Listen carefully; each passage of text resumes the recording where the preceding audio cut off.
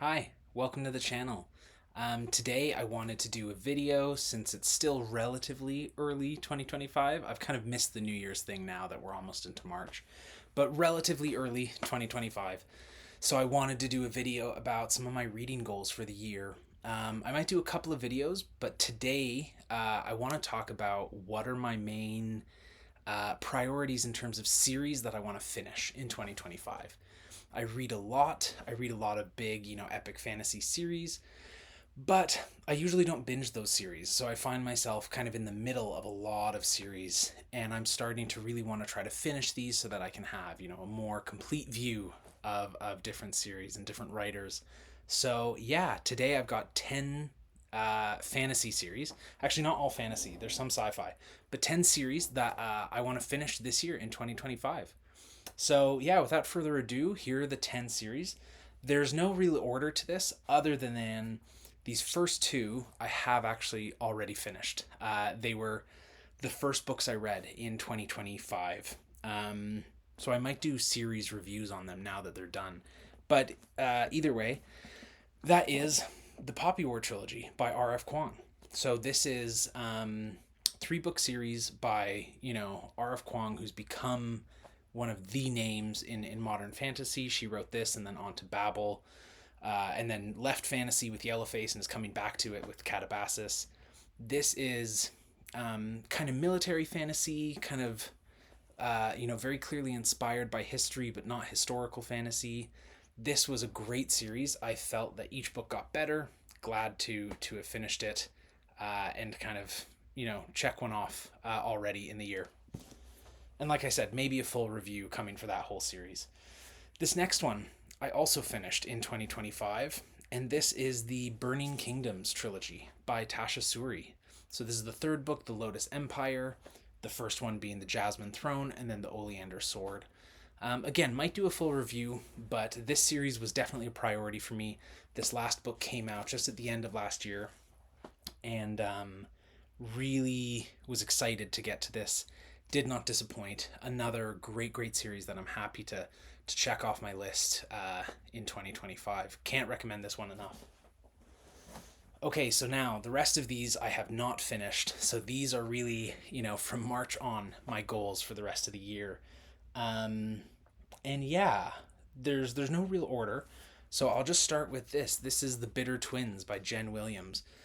So this is book 2 in the Winnowing Flame trilogy. So I've read the first book, The Ninth Reign, and I adored it. It was such a fun, unique setting and world. The characters all really stood out. There's kind of these cursed vampire-esque creatures that you're following, and just weird witchcraft and kind of Lovecraftian monsters. Just excellent and just not like anything I'd read before. And yeah, I mean, it's a trilogy, it's complete, so, should be relatively easy to finish this one off this year and be able to talk about the whole series. But yeah, can't recommend the first book enough, so I'm really excited to finish this one. Okay, the next one is kind of a surprise. It's like a dark horse for me in that I really didn't expect to like it when I picked up the first book.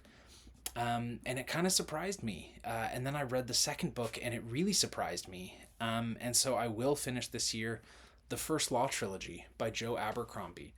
I don't have the third book, The Last Argument of Kings, yet, but that's the last book that I've got to read, at least in the first series. I won't commit to doing the entire world, the First Law world, but excited to finish this first trilogy, because even though it's grimdark, and that's usually not my subgenre at all, I've really enjoyed it. The characters definitely stand out and are really well written.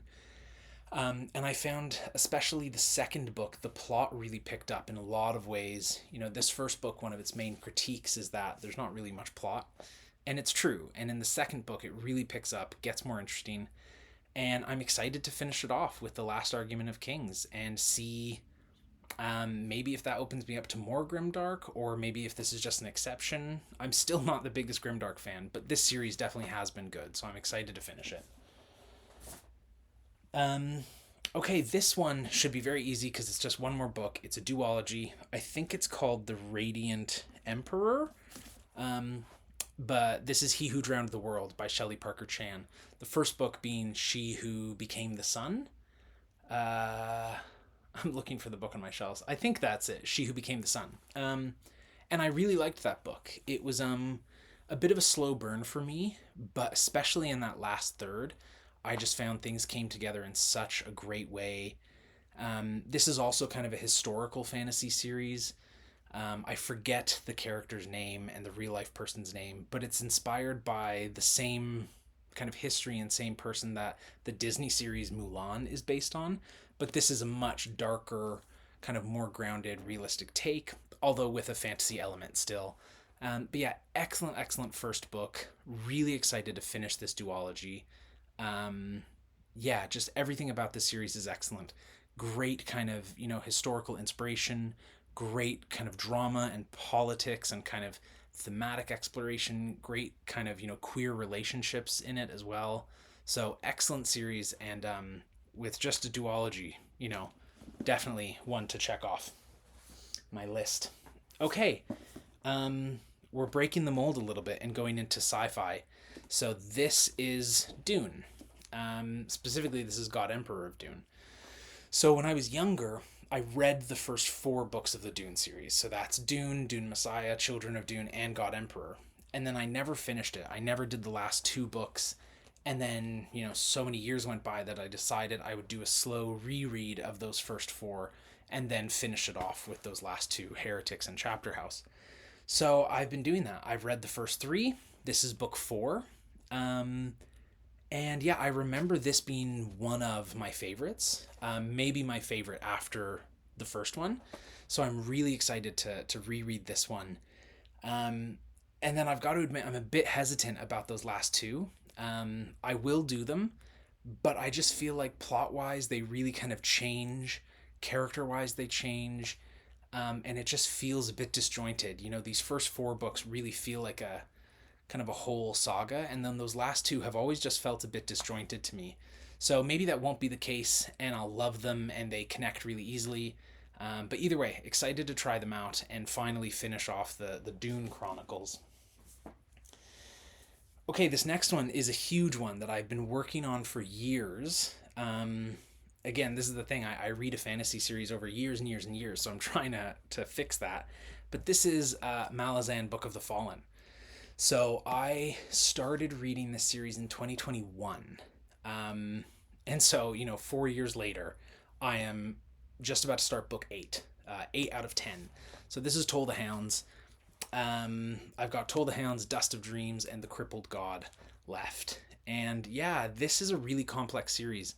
It's not one I talk about a lot, even though I respect a lot about it and I enjoy a lot about it. It's really kind of complex and quite dark and quite brutal and has a lot of stuff in it that is really quite bleak and difficult to get through. And so it's not one that I typically recommend very easily. But if you've looked into it and, you do think this will be for you, then, I encourage you to try it. Because if you are interested, there's so much about the series to love, and to learn from and to kind of chew on and engage with. Deeply philosophical fantasy series.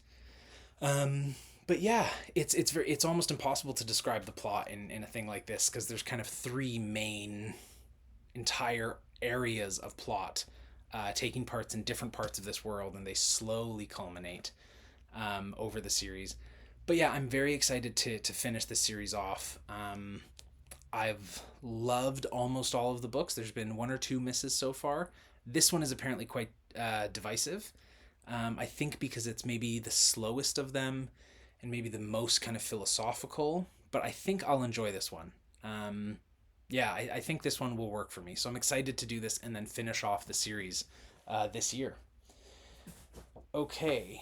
The next one, these next 2 aren't necessarily finishing the series, but just catching up to the series if they're still being actively published. So just catching up to where they are currently in terms of publication. So this next one is The Shadow Casket by Chris Wooding. I think this series is called The Darkwater Legacy. And it is, Darkwater Legacy. The first book was The Ember Blade.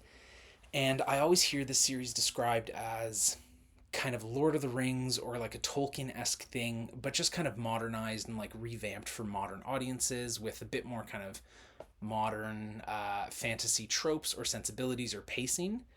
And yeah, I read the first one and I adored it. It's an excellent kind of classic fantasy tale. There is definitely that Tolkien inspiration to it. There's definitely clear kind of historical inspiration there that at least I interpreted as kind of, Celtic peoples as they're being colonized by kind of England or kind of, that type of thing. And there's this great conflict between kind of older pagan religions and kind of a new coming monotheism. Really cool stuff. There's also like really interesting kind of almost horror elements to the series, like kind of Lovecraftian cosmic horror elements going on, with plus just a great adventure. So I was really excited by how the first book ended. This one came out maybe 2 years ago now, and I haven't gotten to it yet. So very excited to finally pick this one up. It is quite thick, but so was the first one, and I got through it pretty quickly. So yeah, Darkwater Legacy is a really fun one that I'm hoping to get to soon.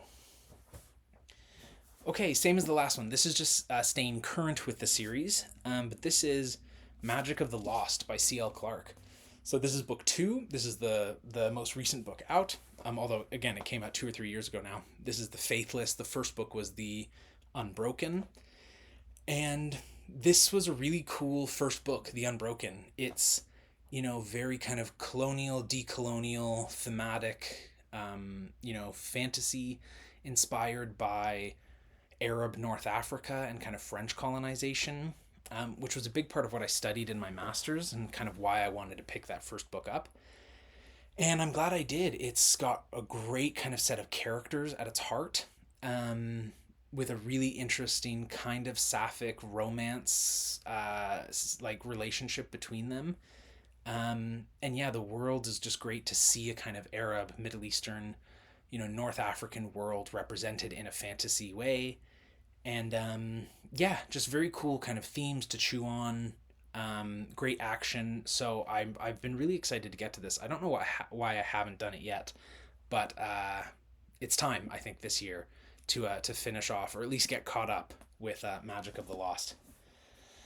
And now the final series that's a priority for me. I debated whether or not to include this because, whether or not I consider this a series or part of a larger series. And so this is Mistborn by Brandon Sanderson. So this is the Lost Metal, which is the fourth and final book in the Mistborn Era 2 series. So if any of you don't know by now with Brandon Sanderson, he's got his entire kind of overarching interwoven fantasy universe called the Cosmere. So there's, the Mistborn series, there's the Stormlight Archive, there's a bunch of standalones. Mistborn itself is split into kind of 2 eras. There's Mistborn Era 1 and then Mistborn Era 2. And eventually there's going to be Era 3 and 4. And yeah, so Mistborn Era 2, I was kind of hesitant to go into because I loved the first era so much. And the first series is a bit more classical fantasy setting, a bit more familiar in that sense. And then this one, he really wanted to show how a fantasy world can also evolve and industrialize and all these things. So this is, Brandon Sanderson epic fantasy, but in kind of a Western setting, a Western kind of industrial revolution setting. And I was a bit hesitant about that, but I ended up loving this series. The Alloy of Law is the first book, and it had its issues. It was kind of, probably the weakest Mistborn book up to that point. It still interested me enough to continue on with the Shadows of Self and Bands of Mourning. And so, yeah, I'm really excited to see how this series ends. Apparently, this one's really quite rich with connections to the Cosmere. So excited to see how this kind of continues to grow that scale and scope of the story. And yeah, to continue my read through of the Cosmere. So that's it. Those are my priority series. There's a lot of other stuff I want to read this year, but those are ones that I really want to try to finish this year so that I can, keep rounding out my fantasy reading background and have some more complete series to talk about. Let me know if you've read any of these and what your thoughts are and what are you reading right now. I'd love to know. So yeah, thank you so much, and I will try to be back with more videos soon.